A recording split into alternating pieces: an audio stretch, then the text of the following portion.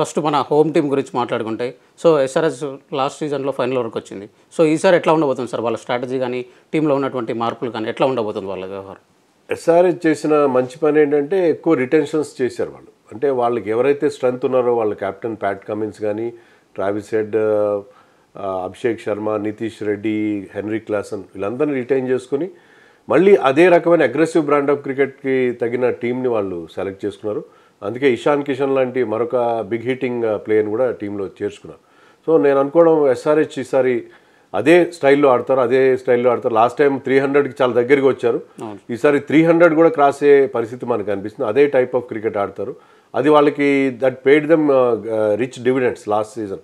ఈసారి కూడా అదే రకమైన స్ట్రాటజీతో వెళ్తారు. మరి ప్రతిసారి అది క్లిక్ అవుతుందో లేదో చూడాలి. బట్ మనకి చూస్తుంటే ఇనీషియల్ మ్యాచెస్ అన్నీ కూడా వాళ్ళకి మంచి బ్యాటింగ్ ఫ్రెండ్లీ కండిషన్స్లో జరుగుతున్నాయి కాబట్టి ఈసారి కూడా వాళ్ళు అదే స్ట్రాటజీతో క్లిక్ అయ్యే అవకాశాలు కనిపిస్తున్నాయి. ఓకే, అంటే ఇప్పుడు మీరు 300+ వరకు వచ్చేటువంటి అవకాశం ఉంది. లాస్ట్ సీజన్ మనం చూసాం. సో ఈసారి కూడా నిజంగానే భారీ స్కోర్లు సాధించబోయేటువంటి అవకాశాలు ఎంత ఉన్నాయి సార్? అంటే ఇషాన్ కిషన్ లాంటి వాళ్ళు వచ్చారు, ఎట్లా ఉండబోతుంది? డెఫినెట్గా ఈసారి కూడా అదే ప్రయత్నం చేస్తారు. ఎందుకంటే the kind of start Abhishek Sharma, Travis head వాళ్ళు పవర్ ప్లేలో 6 ఓవర్లోనే 100 రన్స్ చేసే పరిస్థితి మనకు కనిపిస్తుంది. అలాంటి సిచ్యుయేషన్లో 300 చేయడం పెద్ద కష్టమేం కాదు. సో వీళ్ళు అదే అగ్రెషన్ కంటిన్యూ చేస్తారు. పిచెస్ కూడా సహకరిస్తే డెఫినెట్గా వాళ్ళు ఆ టార్గెట్ రీచ్ అయ్యే అవకాశం. అదే 300 చేశారా లేదా అని కాదు, మళ్ళీ ప్లే ఆఫ్స్ క్వాలిఫై కావాలి. ప్లే ఆఫ్స్కి వెళ్ళిన తర్వాత ఇంపార్టెంట్ మ్యాచెస్ బాగా ఆడాలి. లాస్ట్ టైం అంతా బాగా ఆడి ఫైనల్లో కంప్లీట్గా తేలిపోయారు ఎస్ఆర్హెచ్ టీం. సో ఈసారి అలాంటి సిచ్యుయేషన్ రాకుండా మీరు ఆ కన్సిస్టెన్సీ అనేది త్రూఅవుట్ ద టోర్నమెంట్ మెయింటైన్ చేస్తేనే ట్రాఫీని గెలిచే అవకాశం ఉంటుంది. ఇప్పుడు ఎస్ఆర్ఎస్ టీంకి కమిన్స్ అనేది పెద్ద బిగ్ అసెట్ లాగా మారాడు. సో ఈసారి కూడా కెప్టెన్సీ ఎట్లా ఉండబోతుంది సార్? అంటే మొన్న ఛాంపియన్స్ లీగ్ ఆడలేదు కాబట్టి ఎట్లా ఉండబోతుంది ఆయన? కమిన్స్ ఎంత ఫిట్గా ఉన్నాడు, అతను ఫస్ట్ మ్యాచ్ నుంచి ఆడతాడా లేదా అనేది కొంత సందేహం అయితే ఉన్నది. సో అతను కానీ కంప్లీట్ ఫిట్గా ఉంటే మీరు చెప్పినట్టుగా ఇట్స్ గ్రేట్ అసెట్ ఆ టీంకి. ఎందుకంటే కెప్టెన్గా, మెయిన్ బౌలర్గా తనకున్న ఎక్స్పీరియన్స్, అందులోనూ అతను ఈ ఐసీసీ ట్రోఫీస్ గెలిచిన ఎక్స్పీరియన్స్ ఉంది. యంగ్స్టర్స్ని బాగా గైడ్ చేస్తున్నాడు. అతని గైడెన్స్లో ప్లేయర్స్ లైక్ నితీష్ కుమార్ రెడ్డి బాగా అంది వచ్చారు టీంకి. సో కమిన్స్ చాలా ఇంపార్టెంట్ రోల్ ప్లే చేస్తారు. మీరు చూస్తే ఏంటంటే దాదాపు అన్ని టీమ్స్ కూడా ఇండియన్ క్యాప్టెన్సే ఉన్నారు. బట్ ఈ ఫారిన్ క్యాప్టెన్ ఉన్నా సరే ఈ టీంకి అతను మంచి రిజల్ట్స్ ఇవ్వడం అనేది చూస్తున్నాం. ఓకే, ఈ గతంలోనే మనం చూసాం. అభిషేక్ శర్మ ఉన్నాడు, ట్రావిస్ హెడ్ ఉన్నాడు, ఇప్పుడు కొత్తగా ఇషాన్ కిషన్ కూడా జాయిన్ అయ్యాడు. సో ముగ్గురు లెఫ్ట్ హ్యాండర్లు ఉన్నారు సార్.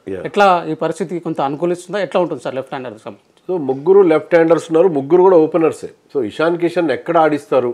నాకు తెలిసినంత వరకు Travis Head and Abhishek Sharma opening జోడింది డిస్టర్బ్ చేయరు. లాస్ట్ టైం టీమ్ సక్సెస్కి వాళ్ళు క్రియేట్ చేసిన ప్లాట్ఫామ్ ప్రధాన కారణం. సో ఆ ఓపెనింగ్ సక్సెస్ఫుల్ పేరుని అయితే డిస్టర్బ్ చేయరు. మరి ఇషాన్ కిషన్ నెంబర్ 3లో ఆడిస్తారు. మీరు చెప్పినట్టుగా ముగ్గురు లెఫ్ట్ హ్యాండర్స్ వరుసగా ఏ టీం కూడా ఆడించే ప్రయత్నం చేయదు. So Nitish Kumar Reddy up the order కూడా ఆడగలడు. నితీష్ కుమార్ రెడ్డిని నెంబర్ 3లో ఆడించి ఇషాన్ కిషన్ ఏమైనా నెంబర్ 4లో ఆడిస్తారేమో చూడాలి. సో అది సస్పెన్స్ ఉంటుంది. టీం కూడా రివీల్ చేయట్లేదు. ఇషాన్ కిషన్ అయితే ప్రాక్టీస్ మ్యాచ్లో ఓపెనింగ్ చేసినట్టుగా ఉన్నాడు.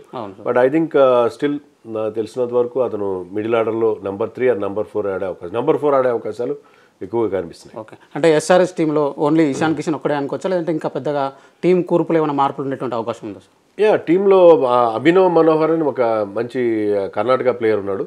అతను కూడా బిగ్ హిట్టింగ్ చేయగల ప్లేయర్. కర్ణాటక ప్రీమియర్ లీగ్లో వాటిలో చాలా బాగా ఆడతాడు.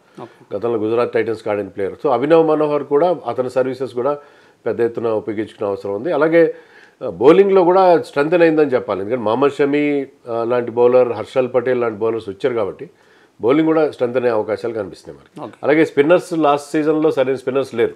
కానీ ఈసారి మనకి ఆడమ్ జాంపా ఉన్నాడు, అక్కడ రాహుల్ చాహర్ ఉన్నాడు, జిషాన్ అన్సారీ అని ఇంకొక లెగ్గి కూడా టీంలో కనిపిస్తారు. సో సార్ స్పిన్ బౌలింగ్లో ఉన్న లోపాన్ని కూడా చాలా వరకు కవర్ చేశారు ఎస్ఆర్హెచ్ టీమ్ మేనేజ్మెంట్ అని అనిపిస్తుంది. ఓకే.